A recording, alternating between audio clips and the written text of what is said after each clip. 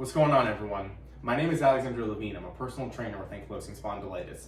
If you're really having trouble staying flexible with AS, you're really stiff and tight, and just stretching routines just don't seem to be working for you, I want to share a couple tips that have helped me over the years. Work on the flexibility, work on the range of motion, but in the most comfortable range for me. Let me show you. So to start, we're going to use a wall.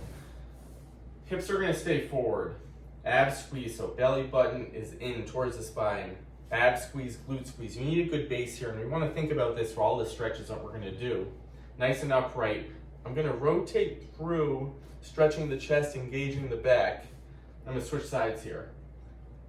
So when we talk about a comfortable range of motion, we don't want to pull on other areas. So if this stretch is for the chest and upper back, we want to make sure we're feeling it gently in the stretch, squeezing that upper back, and then bringing it back. So we're not going all the way through, twisting here. Just really a controlled range. Always start the smaller range of motion. Make sure your body adapts well to the stretch.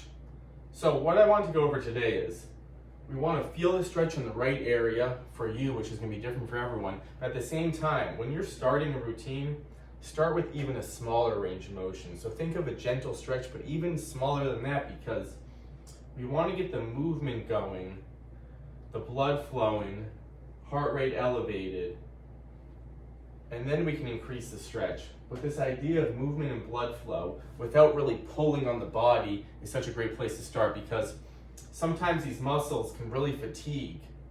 Even when you're feeling a great stretch, it might be too much in the beginning. So what I like to do is first always work in the core, the posture first. So the abs are squeeze, glute squeeze posture, and then I just like to work a little movement. Honestly, this might look ridiculous and not what anyone else is doing, but over the years, I stopped caring about that. I just wanted to get movement. I wanted to loosen up, especially if I was dealing with sciatica or a flare in the hip, just starting with really gentle movement, pressing into the wall, getting the posture going. I'm working on nice and upright.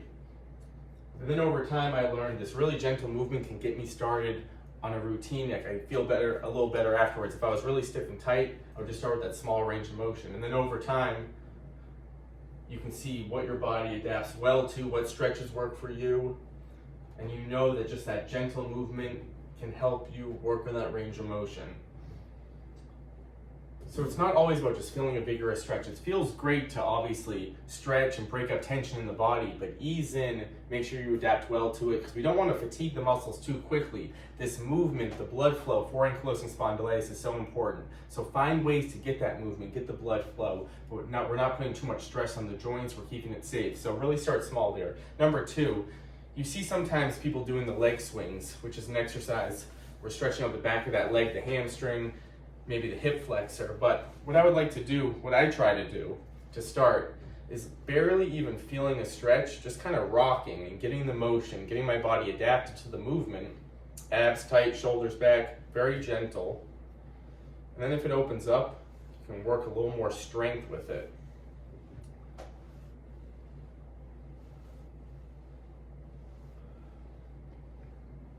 So if you're trying for a new routine, start with the smallest range of motion, aim for 8 to 10 repetitions, because we want to get to 8, 9, 10 repetitions without fatiguing the body too much.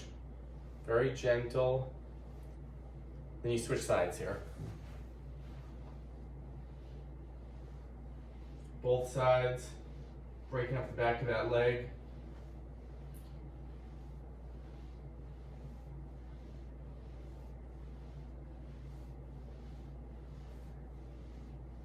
Excellent. My third example is the cat-cow. The traditional cat-cow might look like this. We're rounding out that whole back, looking down, and then working the posture, dropping the shoulders down and back, looking up.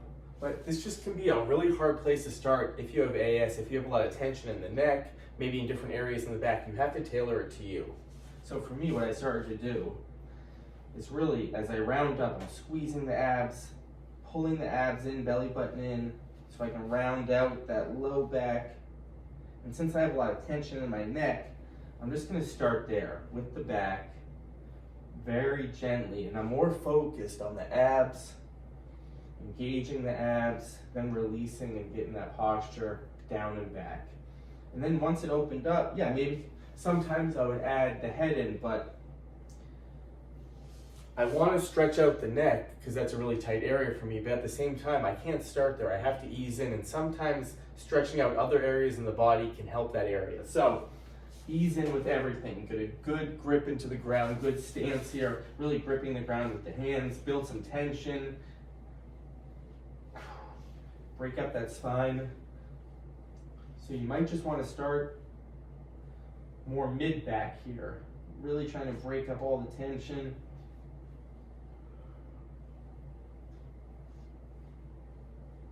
Again, tailor the movement to you. Try to do 8 to 10 repetitions. Think about setting a goal beforehand. I'm going to choose a couple stretches. I'm going to do 10 repetitions each. But the most important thing there is the most comfortable range of motion for you. So find the most comfortable range here. And what I'll show today is how you would kind of put this together to form a stretching routine to get started, to work it over time, to work on the range of motion. So my last thing today, I want to show a couple different ways to stretch.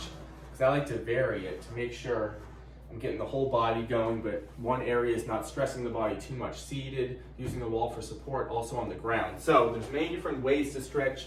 You can kind of put together a routine that fits you. And I like doing it all, but maybe the wall stuff felt good, you want to stay there, or you want to stay on the ground, or you just want to do a seated routine. So my one example with the seated routine is this hamstring stretch where nice upright posture. One leg is outstretched on the heel.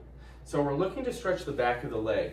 What this would generally look like is I'm leaning forward with a flat back till I feel a hamstring stretch, but that's really pulling, sometimes on the calf. So to start, again, that comfortable range of motion, outstretched, just very gently leaning forward till you feel a very gentle stretch. Bring it back, switch it.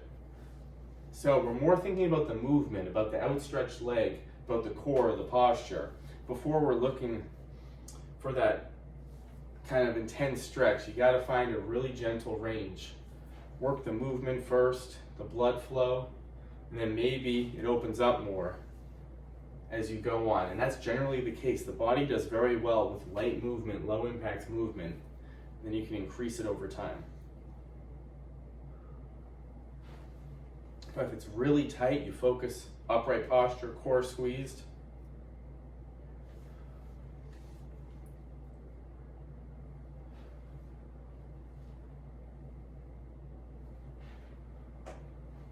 You might feel it just outstretched there. You would stay there. 1, 2.